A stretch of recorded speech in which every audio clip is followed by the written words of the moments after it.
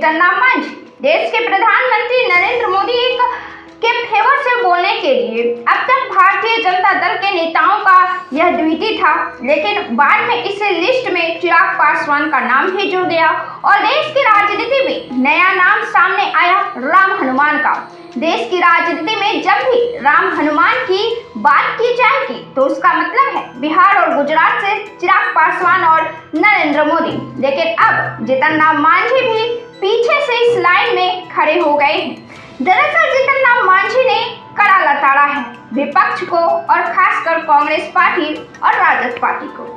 जीतन राम मांझी ने कहा है कि 30 साल पहले जातीय जनगणना करा ली थी। उस समय तो नरेंद्र मोदी नहीं थे, 2014 तक तो नरेंद्र मोदी की सरकार नहीं थी, तो फिर जातीय जनगणना कराए क्यों नहीं? क्यों रोके हुए थे इस जातीय जनगणना को? 30 साल से मांग कर ही रहे थे तो करा भी लेते, कराए क्यों नहीं?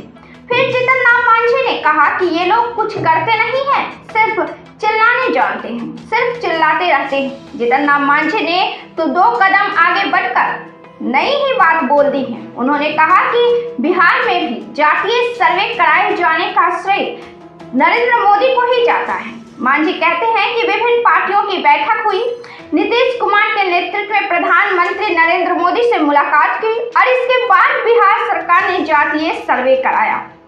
अब नरेंद्र मोदी ने देश के स्तर पर जातीय जनगणना करने का निर्णय लिया है।